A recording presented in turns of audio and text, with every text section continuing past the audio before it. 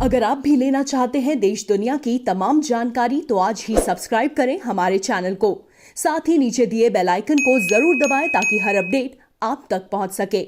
नमस्कार, साक्षी news network और आप सभी का स्वागत है। राष्ट्रपति रामनाथ कोविंद ने 26 जनवरी को प्रदर्शनकारी किसानों की ट्रैक्टर परेड के दौरान लाल किले पर धार्मिक ध्वज फहराए जाने की घटना की पृष्ठभूमि में शुक्रवार को कहा कि गणतंत्र दिवस पर तिरंगे का अपमान बहुत दुर्भाग्यपूर्ण है। उन्होंने बजट सत्र के पहले दिन संसद के दोनों सदनों की संयुक्त बैठक को संबोधित करते हुए यह भी कहा कि संविधान हमें अभिव्यक्ति की आजादी का अधिकार देता है, वही संविधान हमें सिखाता है कि कानून और नियम का भी उतनी ही गंभीरता से पालन करना चाहिए। कृषि कानूनों का उल्लेख करते हुए राष्ट्रपति कोविंद ने कहा, व्यापक विमर्श के बाद संसद ने 7 महीने पूर्व 3 महत्वपूर्ण कृषि सुधार, कृषक उपज व्यापार और वाणिज्य संवर्धन और सरलीकरण विधेयक, कृषि सशक्तिकरण और संरक्षण कीमत आश्वासन और कृषि सेवा करार विधेयक और आवश्यक वस्तु संशोधन विधेयक पारित किए हैं। उन्होंने कहा, इन कृषि सुधारों का सबसे बड़ा लाभ भी 10 करोड़ से अधिक छोटे किसानों को तुरंत मिलना शुरू हुआ।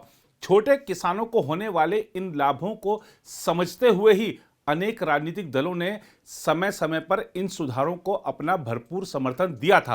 राष्ट्रपति ने इस बात पर जोर दिया कि वर्तमान में इन कानूनों के क्रियान्वयन पर देश की सर्वोच्च अदालत ने स्थगन लगाया हुआ है। मेरी सरकार उच्चतम न्यायालय के निर्णय का पूरा सम्मान करते हुए उसका पालन करेगी। उन्होंने कहा, पिछले दिनों तिरंगे और गणतंत्र दिवस जैसे पवित्र दिन का अपमान बहुत दुर्भाग्यपूर्ण है।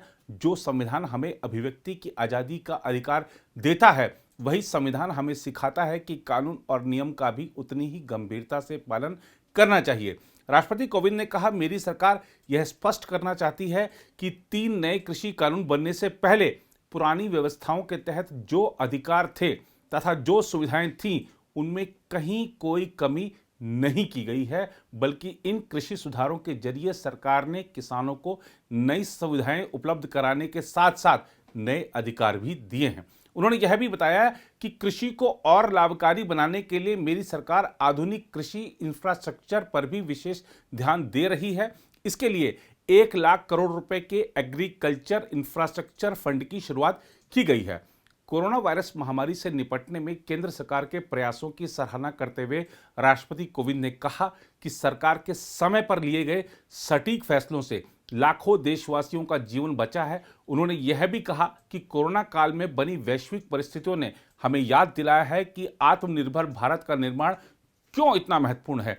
यदि अपने महत्व को बढ़ाना है तो दूसरों पर निर्भरता को कम करते हुए आत्मनिर्भर बनना होगा।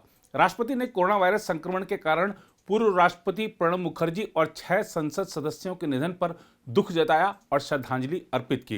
राष्ट्रपति कोविंद ने कहा, मुझे संतोष है कि सरकार के समय पर लिए गए सटीक फैसलों से लाखों देशवासियों का जीवन बचा है।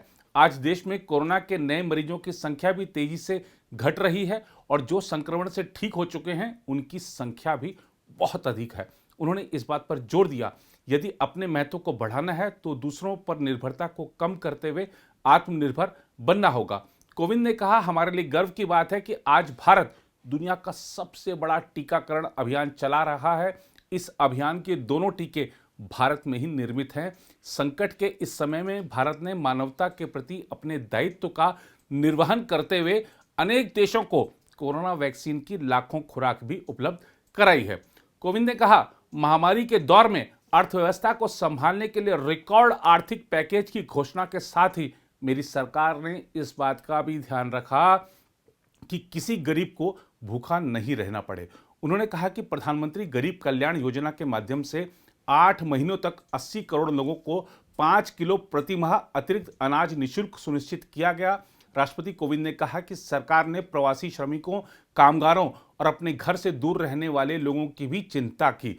महामारी के कारण शहरों से वापस आए प्रवासियों को उनके ही गांवों में काम देने के केंद्र सरकार के अभियान का उल्लेख करते हुए राष्ट्रपति ने कहा कि सरकार ने 6 राज्यों में गरीब कल्याण रोजगार अभियान, जिसकी वजह से 50 करोड़ श्रम दिवसों के बराबर रोजगार पैदा हुआ। उन्होंने कहा कि इस दौरान करीब 31,000 करोड़ रुपए गरीब महिलाओं के जनधन खातों में सीधे हस्तांतरित किए गए।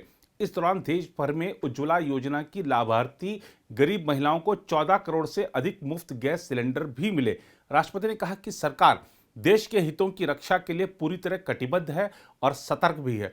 उन्होंने गलवान के शहीदों को श्रद्धांजलि देते हुए कहा कि वास्तविक नियंत्रण रेखा पर भारत की संप्रभुता की रक्षा के लिए अतिरिक्त सैन्य बलों की तैनाती भी की गई है। राष्ट्रपति ने कहा, अपने सभी निर्णयों में मेरी सरकार ने संघीय ढांचे की सामूहिक शक्ति का अद्वितीय उदाहरण भी प्रस्तुत किया है।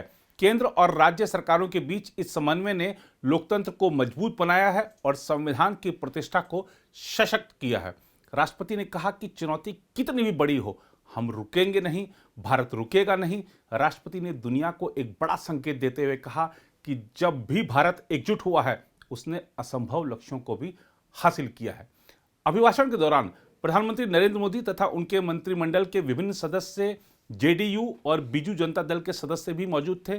किसानों के आंदोलन के मुद्दे को लेकर कांग्रेस समेत 20 से अधिक पार्टियों ने राष्ट्रपति के अभिभाषण का बहिष्कार किया है। राष्ट्रपति के अभिभाषण के दौरान कांग्रेस के लोकसभा सदस्य रवनीत सिंह बिट्टू केंद्रीय कक्ष में पहुंचे और कृषि कानूनों के खिलाफ नारेबाजी की।